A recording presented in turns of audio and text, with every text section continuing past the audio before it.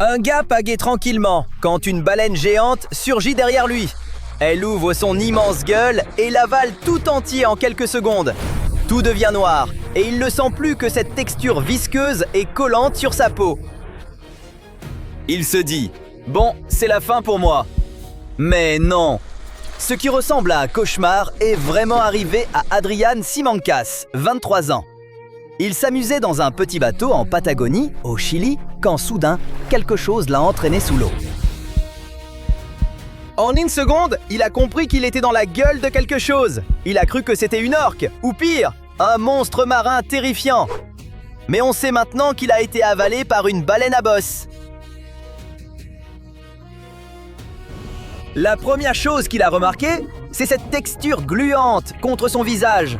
Tout ce qu'il voyait, c'était du bleu foncé, sans doute l'intérieur du ventre de la baleine, et des éclats de blanc. Peut-être la lumière quand la baleine ouvrait la gueule. En réalisant qu'il était piégé façon Pinocchio, Adrián s'est mis à se battre pour sa vie. Il devait trouver une sortie, vite! Mais en même temps, une autre pensée le hantait. Il n'avait aucune idée de la profondeur à laquelle la baleine l'avait emmené. Même s'il parvenait à s'échapper, rien ne garantissait qu'il puisse retenir son souffle assez longtemps pour atteindre la surface. L'espace d'un instant, il a accepté son triste sort. Mais la baleine a ouvert la gueule et l'a propulsé vers le haut.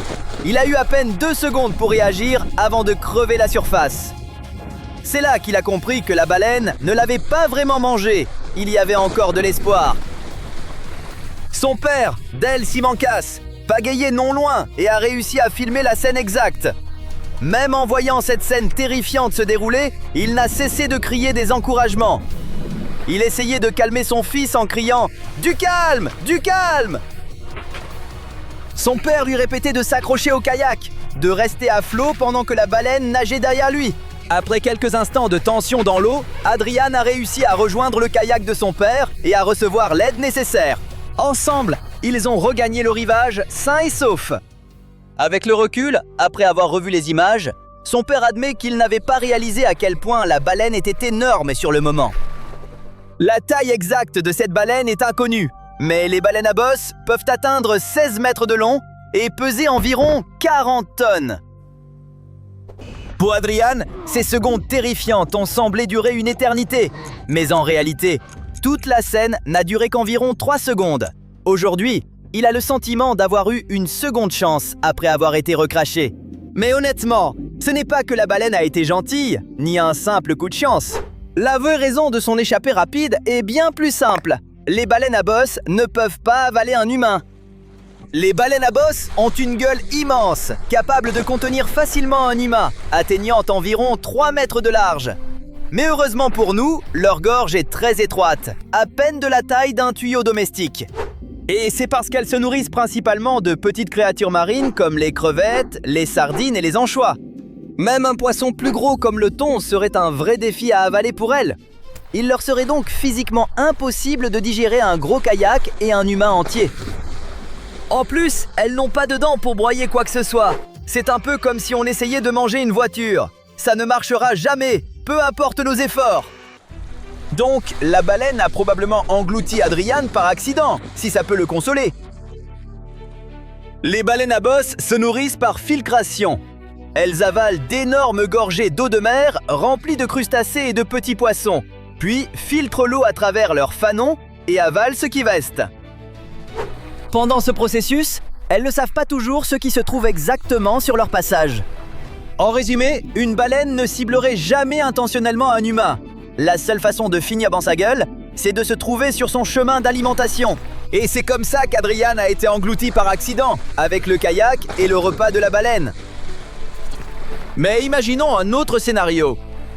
Et si Adrián avait été avalé par une espèce avec des dents, comme une orque ou une baleine à bec? C'est vrai que ces baleines ont une gorge bien plus large, car elles chassent activement de plus grosses proies, comme des poissons, des calmars et parfois même des phoques. Mais même dans ce cas, leur œsophage n'est pas assez grand pour avaler un humain entier. En fait, sur les 90 espèces de baleines connues sur Terre, seuls les cachalots ont une gorge assez large pour théoriquement avaler un humain. Ces mammifères de 20 mètres de long possèdent un système digestif imposant, qui leur permet de se nourrir de grosses proies comme le calmar géant. On a d'ailleurs déjà trouvé un calmar colossal. Une espèce pouvant atteindre 14 mètres dans l'estomac d'un cachalot. Donc, bien que ce soit physiquement possible, il y a une chance sur 1 milliard qu'un cachalot avale un humain. Principalement parce que ces rencontres sont extrêmement rares. Les cachalots sont présents partout dans le monde, mais ces créatures plongeuses vivent surtout en haute mer, passant souvent du temps à plus de 3000 mètres de profondeur. Pour revenir à l'histoire d'Adrian, son accident s'est produit en surface et son père l'a aidé à se mettre en sécurité. Mais ce genre d'accident n'arrive pas qu'en surface. En fait, ça peut se produire en profondeur, là où personne ne peut vous voir. En 2021, un pêcheur de homards américain nommé Michael Packard plongeait au large de Provincetown, dans le Massachusetts, quand soudain, tout est devenu noir. Il sentait qu'il bougeait et a cru avoir été attaqué par un des grands requins blancs du coin. Mais non, il était lui aussi dans l'immense gueule d'une baleine à bosse et il portait encore son équipement de plongée. Dans son cas, la terreur a duré bien plus longtemps puisqu'il est resté piégé environ 40 secondes avant d'être recraché. Pendant tout ce temps, il ne pensait qu'à sa femme et ses 2 fils. Puis, d'un coup, il a été projeté en l'air avant de retomber dans l'eau. Il ne pouvait que secouer la tête, incrédule. Un coéquipier a sorti Packard de l'eau, l'a ramené à terre et conduit à l'hôpital le plus proche. Au final, Packard était couvert de bleu, mais au moins, il était entier. Se faire avaler par une baleine est extrêmement improbable. Mais mieux vaut être préparé, non? Alors prenez un carnet. Voici votre guide de survie baleinière. Que faire si vous vous retrouvez à l'intérieur? D'abord, pas de panique, il y a encore de l'espoir. Rappelez-vous que les baleines à bosse ne peuvent pas réellement avaler un humain, donc vous n'êtes pas en danger immédiat. Le plus gros risque, ce sont les égratignures causées par leurs fanons. Ces structures en forme de brosse qui remplacent les dents. Si la baleine ne vous recrache pas tout de suite, essayez de bouger. Agitez les bras ou les jambes pour signaler votre présence. Un humain ne peut pas faire grand-chose de l'intérieur, donc pas besoin de vous inquiéter de blesser l'animal ou d'aggraver la situation. Avant de conclure, voici 2 dernières recommandations pour éviter de vous retrouver dans une telle situation. Premièrement, renseignez-vous sur les routes migratoires des baleines. Les baleines à bosse ne passent dans certaines zones qu'à certaines périodes de l'année. Savoir quand elles sont dans votre région peut vous protéger. Donc, si vous êtes dans une zone connue pour les baleines, suivez mon conseil. N'y faites pas de kayak. Évitez aussi les paddles, les planches de surf et tout engin silencieux dans les zones fréquentées par les baleines.